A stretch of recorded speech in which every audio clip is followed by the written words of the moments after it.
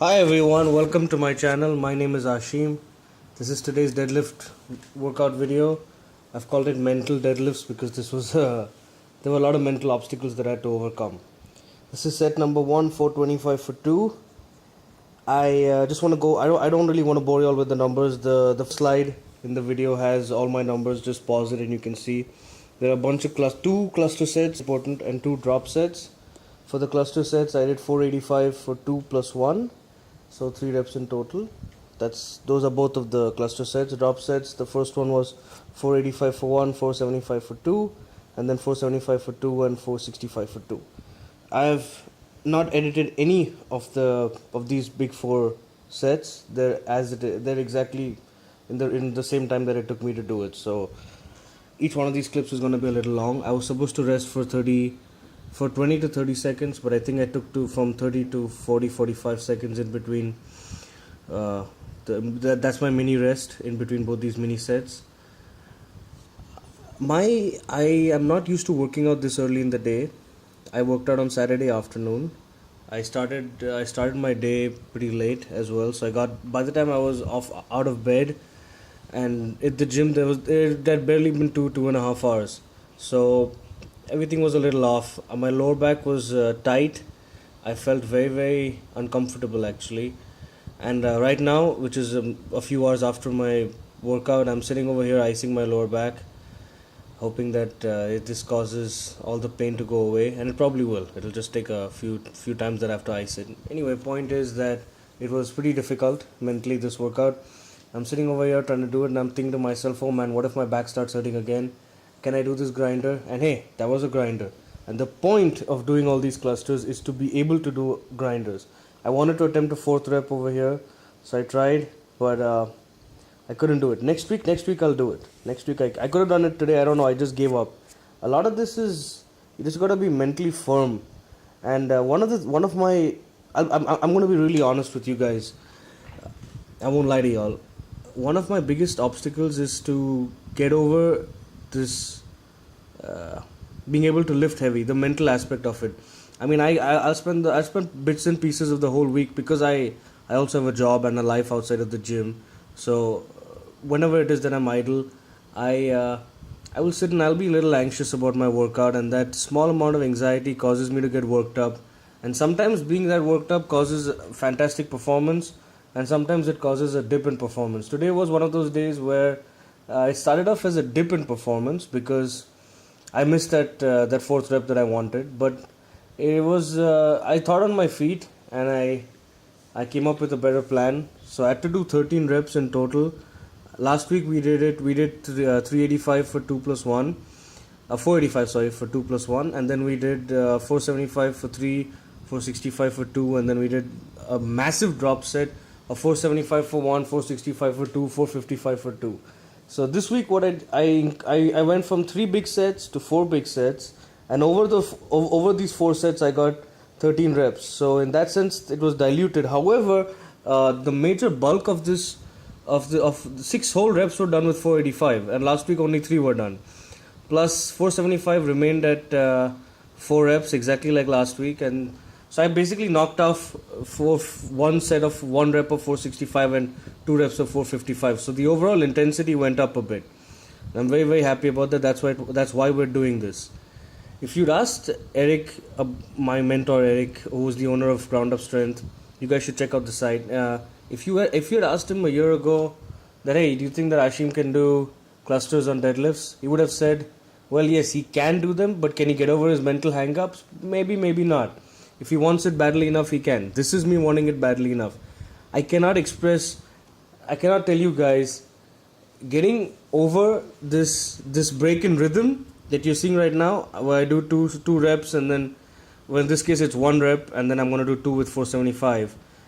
Getting over this this break in rhythm it's a colossal obstacle for me. I'm really proud that I was able to do it.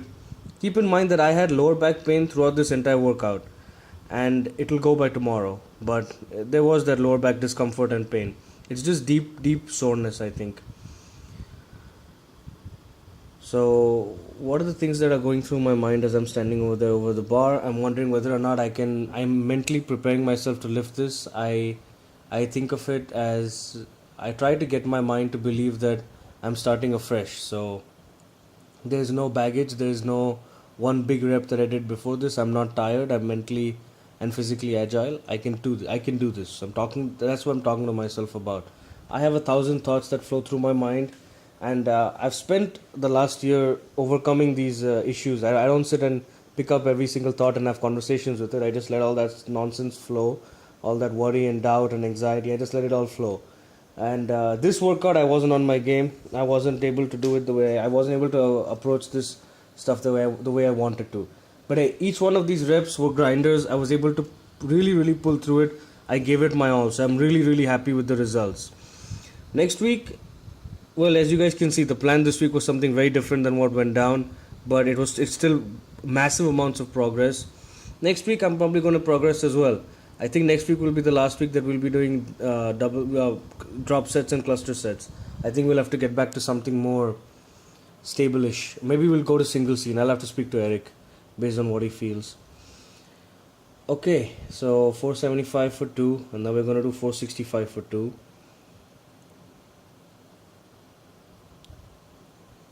My nutrition was really good. Has been good this week. I've upped my complex carbs. I've been having a lot of oatmeal. I'm really happy about that.